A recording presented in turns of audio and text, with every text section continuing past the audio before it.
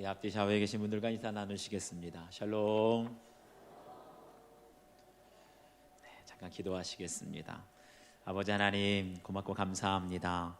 지난 한 주간도 저희의 삶 가운데 함께 하셔서 혼란스러운 세상 가운데도 답답한 현실 속에서도 다시 한번 주의 말씀을 의지하며 주 앞으로 나아갈 수 있도록 인도해 주시니 감사합니다. 아브라함과 더불어 언약 맺기 원하시는 하나님께서 오늘 이 시간에도 저희들에게 새로운 언약으로 가정의 구원, 우리의 영혼의 구원을 이루어 가시는 줄 믿습니다. 하나님의 언약 속에 담겨져 있는 비밀들을 깨닫게 하여 주시고 그 언약의 말씀을 믿음으로 말미암아 세상을 살아갈 수 있도록 도와 주시옵소서. 함께 하실 줄 믿사옵고 예수 그리스도의 이름 받들어 기도하옵나이다. 아멘. 할렐루야. 요즘에 신문을 보니까 요즘에 신종 사기가 하나 등장했다고 합니다. 이름하여 로맨스 스캠이라고 하는데 두 단어가 합쳐진 거예요. 로맨스, 사랑과 애정을 의미하고 스캠, 사기를 뜻하는데 애정을 빙자하여 사기를 치는 겁니다. 그래서 요즘에 사람들이 SNS, 가령 예를 들면 페이스북 같은 것을 이용하게 되는데 그것을 이용하는 중년 남성 혹은 여성들에게 사진을 보냅니다. 그러면서 처음에는 친구로 사귀자 이렇게 시작을 했다가 점점 관계가 깊어지게 되면 자신의 사진을 계속 보내면서 나 사실은 당신을 사랑합니다. 내가 지금 미국에서 살고 있는데 유럽에서 살고 있는데 내 여생은 한국에 가서 당신과 함께 살고 싶습니다. 이런 고백을 하면서 그러면서 그 다음부터는 돈을 요구한다는 거예요.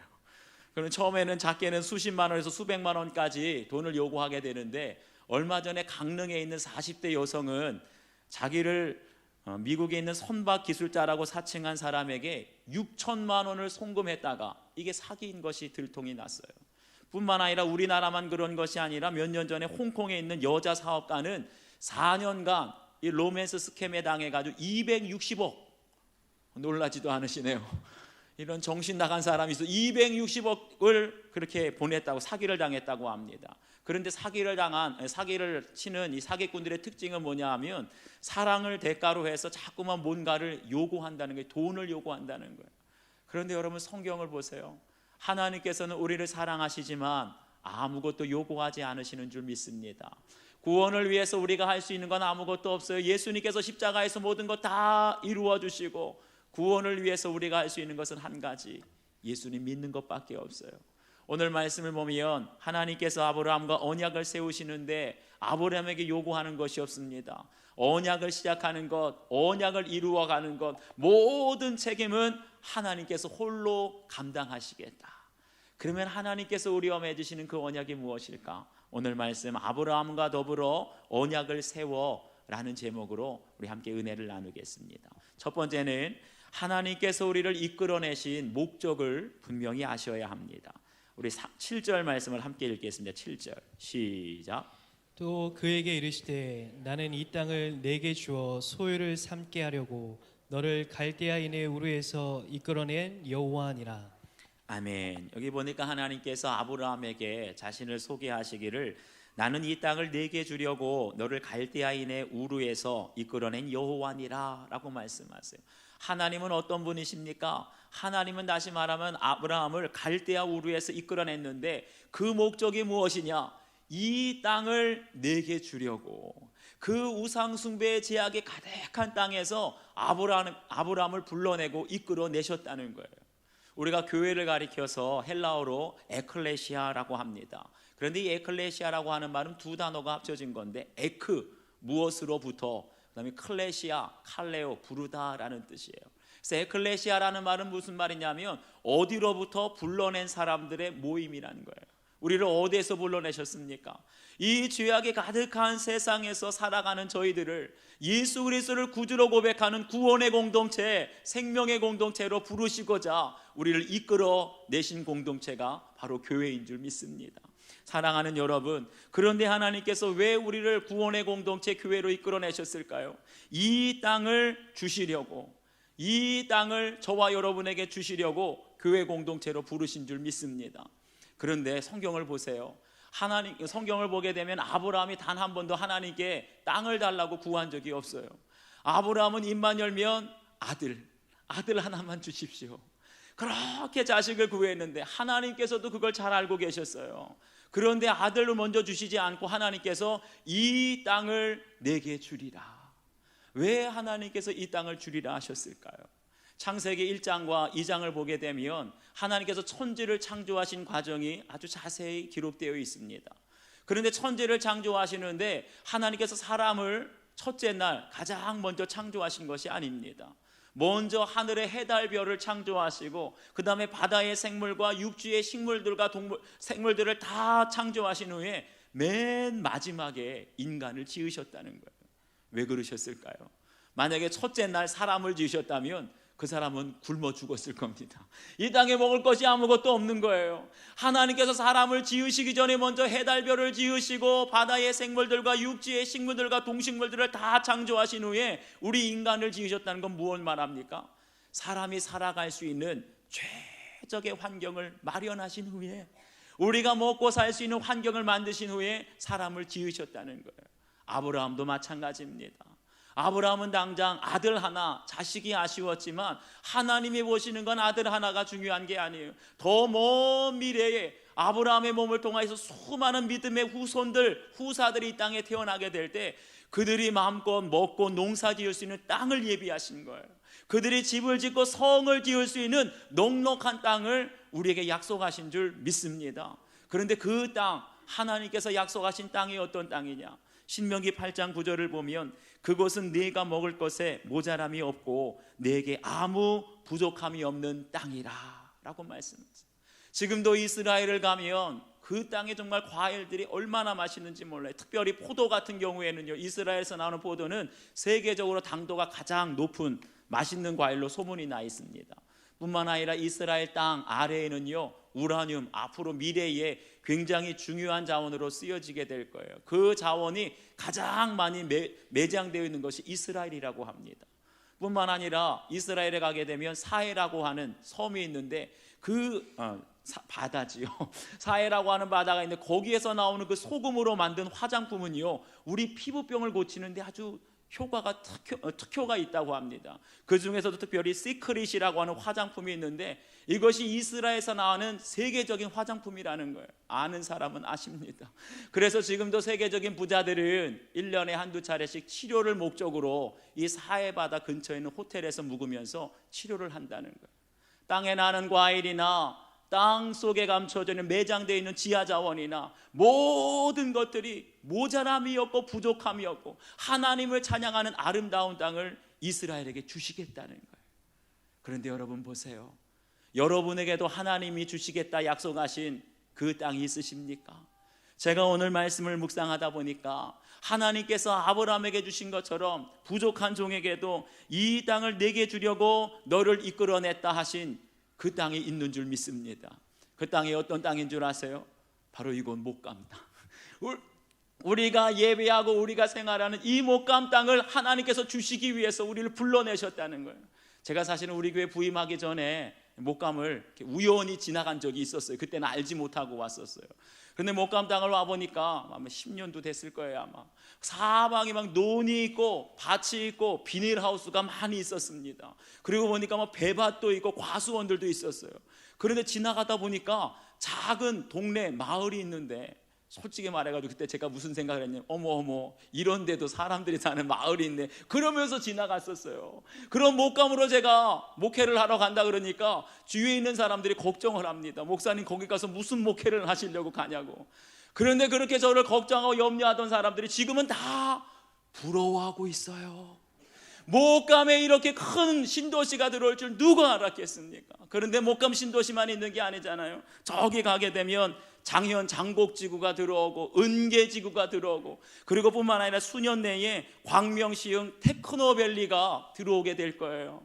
그리고 여기 안산하고 인접해 있는 안산 장상지구가 신도시 3기로 지정이 되어서 또 개발이 된다고 합니다.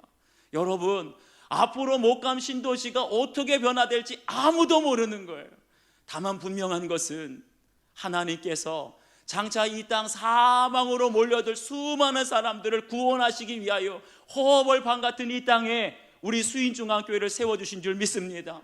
왜 세우셨겠어요? 장차 이 땅에 세워질 수많은 기업들과 수많은 사람들의 영혼 구원을 위하여서 이 땅을 위해서 기도하라고 하나님께서 복음을 전할 일꾼들을 준비하신 줄 믿습니다. 이 사명을 감당하게 될 때 이 땅을 너에게 주기 위하여 너를 이끌어 내었노라. 이 말씀들이 여러분에게 이루어지게 될 줄 믿습니다. 적용해 보십시오. 하나님께서 내게 주시겠다고 약속하신 이 땅이 무엇입니까? 그 땅에 먹을 것에 모자람이 없고 아무 부족함이 없는 하나님의 기업인 것을 여러분 믿으십니까? 묵상해 보세요. 두 번째는 언약의 증표를 보여주시는 하나님이십니다. 우리 8절 말씀을 함께 읽겠습니다. 8절 시작. 그가 이르되 주 여호와여 내가 이 땅을 소유로 받을 것을 무엇으로 알리이까? 아멘. 하나님께서 이 땅을 주시겠다고 하니까 아브라함이 하나님께 징표를 요구하고 있는 거예요. 무슨 뜻입니까? 하나님께서 자식을 주시겠다고 했는데 10년이 지나도록 아들 하나 안 주셨는데 그러면 이 땅을 주시겠다고 하는 징표 제가 뭘 보고 믿겠습니까? 한마디 이런 뜻이에요. 여러분 가정에도 10년이 지나도록 전혀 변하지 않는 그런 사건이 있지 않습니까? 그렇게 가르치고 타일르고 말을 해도 변화되지 않는 자식들이 있을 거예요. 아니 자식들만 안 변합니까? 10년이 지나도록 꼼짝도 안 하는 남편이 있을 거예요. 저희 집에는 19년이 지나도록 변하지 않는 남편이 있습니다. 바로 접니다. 뿐만 아니라 우리 교회에도요, 직분을 맡고 예수님을 믿어도 10년이 20년이 지나도록 변화되지 않는 성도들도 있어요. 그런 가족들을 향하여서 그런데 하나님 그렇게 10년이 지나도록 변하지 않는 가족들도 있는데 하나님이 이 땅을 주시겠다고 하시는 징표를 주십시오. 이게 애원하고 있는 거예요. 여러분 보세요. 우리는 징표를 보지 않으면 사실은 하나님을 믿기가 어렵습니다. 이건 다시 말하면 우리의 믿음이 그만큼 연약하다는 거예요. 저 같은 경우에도 하나님이 징표를 보여주시지 않으셨으면 목회의 길을 들어오지 못했을지도 모르겠어요. 왜 그랬느냐? 제가 다른 거는 다 죽게 살기로 열심히 해보겠는데 이 목회는 자신이 없는 겁니다. 왜냐하면 제 사방팔방 집안의 가족들을 둘러보아도 목회자가 한 사람도 없어요. 아는 친구, 아는 사람들을 다 수소문해도 제 주위에는 목회자가 한 명도 없기 때문에 선뜻 나서기가 두려운 거예요. 그런데 군대 갔다가 낙하산 훈련을 하는데 꼬여가지고 죽을 위기가 있었는데 하나님께서 기적적으로 저를 살려주시고 또 신대원을 가겠다고 부름을 받아서 준비를 하고 있는데 3개월 짧게 준비했습니다. 은근히 떨어질 거야. 떨어졌으면 좋겠다. 이렇게 생각했는데 하나님께서 기적적으로 붙여주신 거예요. 그때 하나님께서 들려주시는 말씀, 내가 너를 지명하여 불렀나니 너는 내 것이라. 가장 확실한 징표를 보여주신 줄 믿습니다. 여러분 보세요. 하나님께서는 이와 같이 저와 여러분의 삶 속에 우리가 상상하지 못하는 하나님만이 하실 수 있는 역사와 사건을 통하여서 우리 눈높이에 맞는 그 징표를 보여주시는 줄 믿습니다. 믿으라는 거예요. 사랑하는 여러분 적용해 보십시오. 내가 믿음이 연약해서 하나님께서 저희에게 보여주신 그 믿음의 징표가 무엇인지 한번 적용해 보시길 바랍니다. 우리 계속해서 9절과 10절을 함께 읽습니다. 9절 10절 시작. 여호와께서 그에게 이르시되 나를 위하여 3년 된 암소와 3년 된 암염소와 3년 된 순양과 산비둘기와 집비둘기 새끼를 가져올지니라. 아브라함이 그 모든 것을 가져다가 그 중간을 쪼개고 그 쪼갠 것을 마주 대하여 놓고 그 새는 쪼개지 아니하였으며. 아멘. 하나님께서 아브라함의 그 요청에 징표를 보여주시겠다는 거예요. 그러면서 3년 된 암소, 암염소, 순양을 가지고 오라. 그러면서 쪼개라 라고 말씀을 하시는데 여기서 제물을 짐승을 쪼갠다는 건 하나님께 제사를 드린다는 게 아닙니다. 제사를 드릴 때는 다 불태워서 올려보내는 거예요. 그런데 여기서 짐승을 암소, 암염소, 순양을 쪼갠다라는 것은요, 고대 중동 지역에서 계약을 할 때 언약식을 맺을 때 하는 행위를 말해요. 다시 말하면 아브라함 당시에는요, 소나 아니면 양 같은 짐승을 쪼개고 그 쪼갠 짐승 중간을 사이를 쪼갠 짐승 사이를 지나게 될 때 두 사람 사이의 계약이 언약이 맺어지는 거예요. 이게 무슨 뜻이겠습니까? 다시 말하면 계약을 맺은 당사자 사이에 계약을 어기게 되면, 깨뜨리게 되면 이 짐승과 같이 쪼개어지리라. 이게 뭐예요? 경고의 신호 아니겠습니까? 우리가 오늘날 결혼식을 하게 되면 신랑 신부가 결혼식 다 하고 나서 웨딩 마치를 하게 됩니다. 걸어가게 됩니다. 그런데 어디 위를 걸어가게 돼요? 항상 결혼식장 보게 되면 가운데 붉은 카페트가 되어 있어요. 물론 요즘에는 붉은색이 아니라 흰색 카페트도 있는데 원래는 그게 붉은색 카페트가 맞아요. 그런데 왜 붉은색 카페트냐? 이게 바로 구약에서 계약을 맺을 때, 언약을 맺을 때 쪼개어진 짐승 사이를 걸어가는 그거라는 뜻이에요. 상상해 보세요. 우리가 소를 쪼개고 양을 쪼개게 될 때 그 짐승에서 얼마나 많은 피가 나오겠어요. 쪼개어진 짐승 사이를 걸어간다는 건 다시 말하면 짐승의 피 위를 걸어간다는 거예요. 그러니까 우리가 웨딩 마치를 할 때 붉은 카페트 위를 걸어갔다는 건 무슨 말입니까? 다시 말하면 결혼한 신랑 신부가 그 결혼할 때 서약했던 걸 깨뜨리고 어기게 되면 이 짐승처럼 쪼개어질 줄 알아라. 결혼식 하신 우리 남자 여자분들은 이 사실을 평생 명심하시기를 바랍니다. 여러분 보세요. 이와 같이 하나님과 우리 사이에 맺어진 언약은 한마디로 쪼개어짐의 언약이라는 거예요. 여기 쪼개어진 짐승은 누구를 말합니까? 다시 말하면 십자가에서 못 박이시고 찢어지시고 쪼개어지신 예수 그리스도를 상징하고 있는 거예요. 예수님께서 십자가에서 쪼개어지심으로 말미암아 지성소에 있는 휘장이 찢어지게 되고 우리가 하나님께 나아가는 길이 열려지게 된 줄 믿습니다. 그 뒤로부터 천국은 침노하는 자의 것이라 그랬어요. 우리가 이제는 하나님께 나아갈 수도 하나님의 나라를 소유할 수도 없었는데 예수님께서 십자가에서 쪼개어지심으로 말미암아 하나님께 나아가고 하나님의 나라는 침노를 당하고 우리가 하나님의 나라를 기업을 소유하게 된 줄 믿습니다. 어느 곳에나 찢어짐이 없이는 쪼개어짐이 없이는 이와 같은 역사가 없는 거예요. 교회 안에도 쪼개어지는 희생이 있을 때 우리의 영혼이 살게 된 줄 믿습니다. 우리 가정 안에도 우리가 몸담고 있는 직장 안에도 어떤 공동체 안에도 쪼개어지는 사람, 죽어지는 희생이 있는 사람이 있게 될 때 그 가정이 살고 자녀가 살게 될 줄 믿습니다. 김영재 목사님의 설교 중에 들었던 간증이에요. 그 교회 아내가 교회 다니는 것이 심히 불만인 어떤 남편이 김양재 목사님, 담임 목사님에게 편지 메일을 보냈답니다. 아마 여러분들 중에도 남편 눈치를 보면서 반대를 무릅쓰고 교회 나오는 분들이 많이 계실 거예요. 그 남편이 뭐라고 편지를 썼느냐? 제 아내가 집안 분란을 무릅쓰고 맹목적으로 우리들 교회를 다니고 있고 우울증 증세도 심해지고 있습니다. 저는 기독교 집안은 아니지만 집사람이 교회 다니는 것에 대해 반대하지는 않았습니다. 그런 남편이 많아요. 그러나 아내로 인해 우리들 교회에 대한 반감이 생기고 기독교에 대해서도 좋지 못한 편견을 갖게 되었습니다. 그저 성도 노릇만 하느라 아내로서 엄마로서의 자리는 다 내팽개치고 허구한 날 부부가 싸우게 되고 얼마 전 태어난 아기에게 나쁜 악영향을 미칠까 걱정이 됩니다.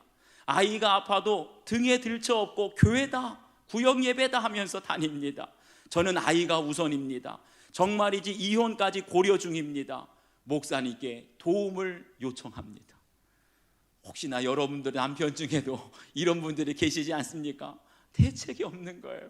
그런데 이런 남편에게 우리 김양재 목사님이 답장을 보냈습니다. 말씀하시기를 먼저 메일을 보내주셔서 감사합니다. 부부간의 일은 부부밖에 모르겠지요. 그런데 자매가 얼마나 힘들면 교회에 나오겠습니까? 자매는 교회에 나오면 항상 남편에게 잘하세요, 가정을 지키세요라는 말을 듣고 삽니다. 그럼에도 나름 고난이 있으니 그나마 교회를 친정처럼 여기고 오는 것 아니겠습니까? 아기까지 들쳐업고 가고 싶은 데가 있다는 것은 치유의 시작이 아닐까요?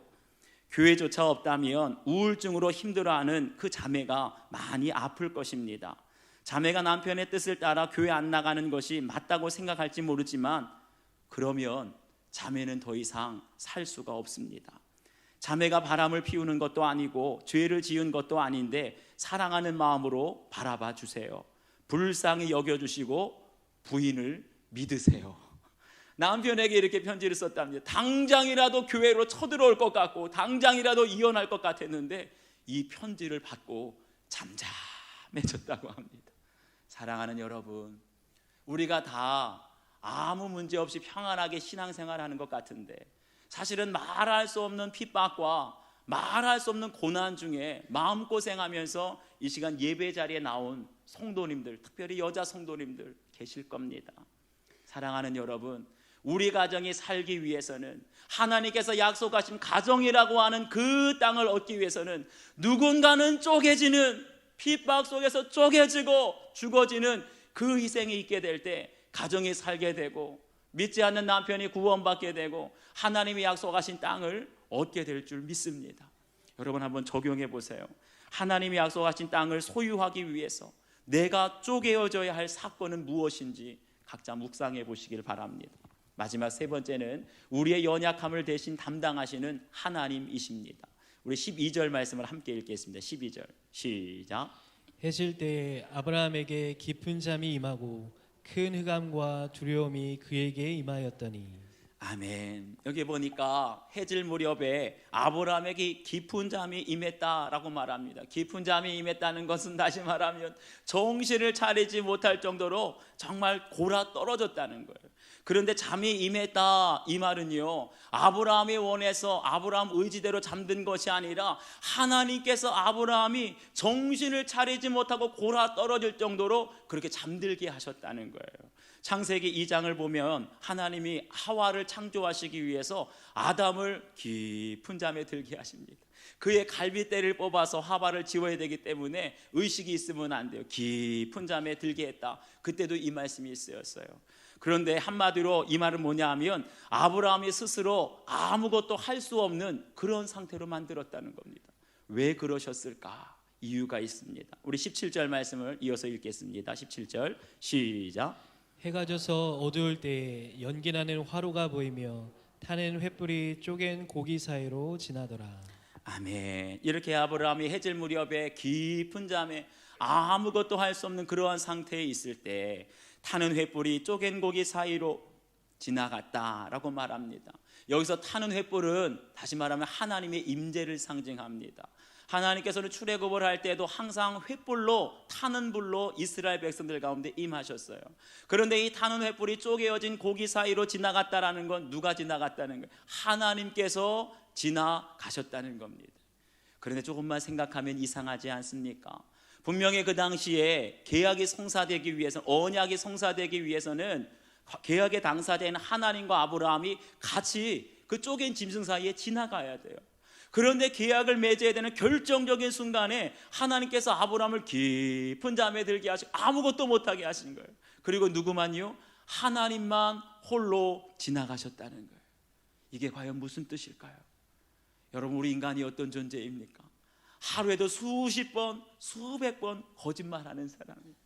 그렇기 때문에 도저히 약속을 해도 약속을 지킬 수 없는 것이 우리 연약한 인간 아니겠습니까? 그런데 하나님과 아브라함이 언약을 맺게 되면 언약이 깨어지는 순간 아브라함이 어떻게 된다고요? 쪼개진 짐승과 같이 죽게 된다는 거예요. 언약은 차치하고라도 아브라함은 이미 수십 번도 더 죽게 되었을 거예요. 하나님은 그런 아브라함의 연약함을 아시고 어떻게 하셨다고요? 깊이 잠들게 하시는 거예요. 타는 횃불, 하나님이 홀로 짐승 사이에 지나면서 하나님이 이 모든 언약을 이루어 가시는 줄 믿습니다. 여기 기독교의 핵심이 담겨져 있어요. 사랑하는 여러분, 하나님은 우리의 연약함을 아시기 때문에 우리의 힘으로는, 우리의 믿음과 의지대로는 하나님과의 언약을 이룰 수 없는 걸 아시는 거예요. 그렇기 때문에 하나님께서 죽는 한이 있더라도 하나님이 죽으시고, 저주를 받더라도 하나님이 저주를 받으시겠다, 모든 멸시와 천대를 받더라도 하나님이 그거 다 짊어지시면서 너와 나 사이의 언약은 내가 책임지겠다.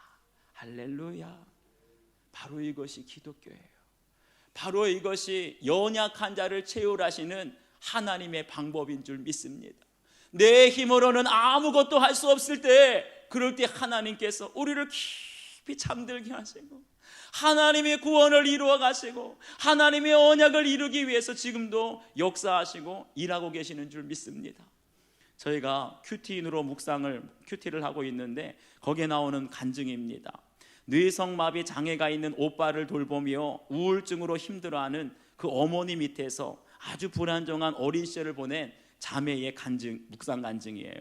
그런데 결국 그 오빠는 고등학교 때 천국에 가게 되었고, 그 천국에 간 오빠 때문에 힘들어하던 어머니는 자매가 대학생 때 소천 돌아가시게 되었답니다.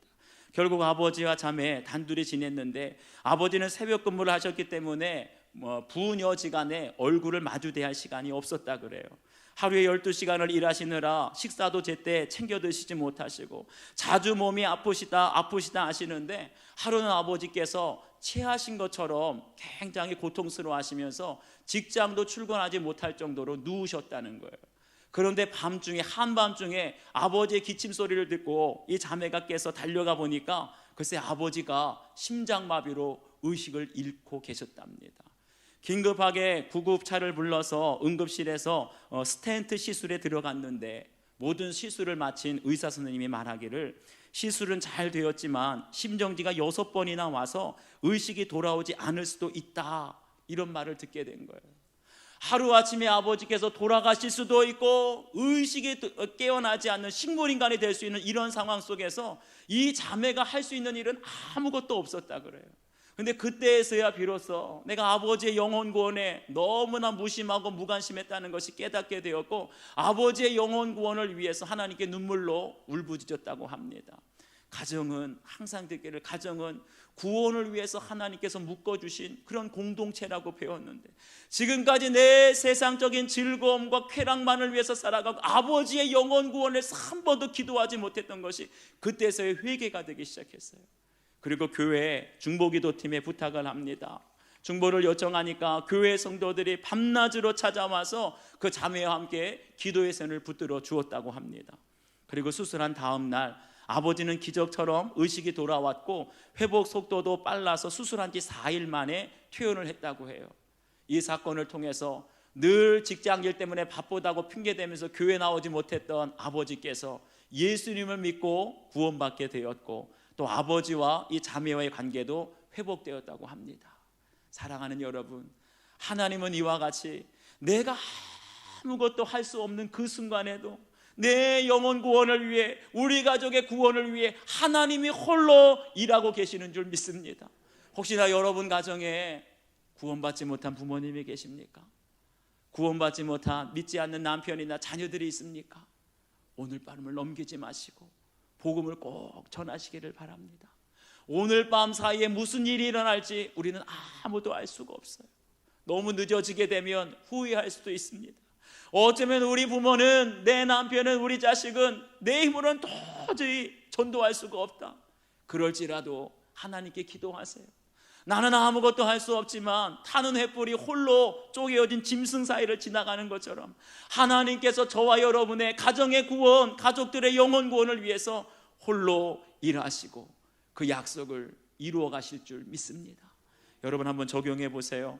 지금 내 힘으로 아무것도 할 수 없는 사건이 있다면 그것이 무엇입니까? 그 사건 속에서 지금도 하나님께서 홀로 구원을 이루어 가심을 믿으십니까? 묵상해 보십시오. 우리 주신 말씀을 기억하시면서 이 시간 결단의 기도를 드릴 텐데 제가 몇 가지 질문을 드리겠습니다. 여러분 마음에 새기면서 함께 기도해 주세요. 하나님께서 내게 주시겠다고 하신 모자람도 없고 부족함도 없는 하나님의 기업인 땅은 과연 무엇인지 감사하시면서 기도하시길 바라요. 그 땅을, 약속의 땅을 얻기 위해서 내가 쪼개져야만 그 약속의 땅을 얻을 수 있다고 하는데 내가 쪼개져야 할 사건은 과연 무엇입니까? 지금 내 힘으로 아무것도 할 수 없는 사건은 무엇이고 거기에서 홀로 일하시는 하나님의 역사를 믿고 있습니까? 우리 주신 말씀을 기억하시면서 하나님 앞에 결단의 기도를 함께 드리도록 하겠습니다. 아버지 하나님 고맙고 감사합니다. 오늘도 믿음의 조상인 아브라함과 하나님께서 언약을 맺으실 때에 우리의 믿음이 얼마나 연약한지 이 땅을 주시겠다면 하나님 징표를 보여주십시오. 간구하는 아브라함에게 하나님은 짐승이 쪼개어지는 사건으로 징표를 보여주신 줄 믿습니다. 하나님, 내가 믿음이 연약합니다. 하나님, 내가 부족합니다. 하나님께서는 모자람도 없고 부족함도 없고 모든 것이 풍족한 아름다운 땅을 기업으로 주셨건만 아직도 내가 쪼개어지지 못하고 아직도 내가 죽어지는 희생이 없기에 하나님 그 약속의 땅에 요원하기만 합니다. 하나님, 나를 불쌍히 여기소서. 나에게 징표를 보여주시옵소서. 내가 먼저 쪼개어지고 내가 먼저 죽게 될 때 하나님이 약속하신 구원의 가정에 있게 하여 주시고 하나님 하나님이 약속하신 믿음의 기업을 얻게 하여 주시고 우리의 자녀와 사랑하는 배우자와 부모를 하나님 구원받은 가정으로 얻을 수 있도록 주여 역사하여 주시옵소서. 우리의 눈을 들어 바라보니 내 힘으로는 도저히 변화될 것 같은, 고칠 수 없을 것 같은 이 나라와 민족이 있고 우리 교단의 문제가 있고 교회의 문제가 있고 가정의 문제가 있습니다. 주여 나를 불쌍히 여기소서. 나는 아무것도 할 수 없어 주님 앞에 두 손 들어 기도하오니 주여 구원하소서. 주님의 언약을 이루어 주시옵소서. 감사합니다. 예수님의 이름으로 기도합니다. 아버지 하나님, 오늘도 저희들에게 귀한 말씀을 통하여서 우리들에게 언약을 맺으시고 또 믿음의 조상 아브라함에게 언약 맺으신 것을 저희들에게 말씀하여 주시니 감사합니다. 우리의 힘으로는 도저히 감당할 수 없어, 내 힘으로는 바꿀 수 없어. 주님만 바라보게 될 때 하나님께서 언약 맺으신 그 약속을 이루어가기 위하여 지금도 우리 가정 가운데 일하고 계심을 믿습니다. 주님의 몸된 교회와 이 나라 민족의 구원을 위하여 하나님이 일하고 계심을 믿습니다. 하나님의 약속하신 땅, 모자람이 없고 부족함이 없으며 모든 것에 풍족한 그 땅을 우리에게 주시겠다 말씀해 주셨는데, 하나님이 이 땅을 얻기 위하여 먼저 우리가 쪼개어지는 사건을 주님께서 말씀해 주십니다. 내가 쪼개져야 될 건 무엇입니까? 내가 죽어져야 될 건 무엇입니까? 나의 자아와 나의 혈기와 아직도 오래 참지 못하고 인내하지 못하고 겸손하게 낮아지지 못하는 모습이 쪼개어지게 하여 주시고, 이로 인해 우리 가정이 살고 또 자녀가 살고 나라와 민족과 교회가 살아날 수 있도록 주님 도와주시옵소서. 감사드리며 예수 그리스도의 이름 받들어 기도하옵나이다. 아멘.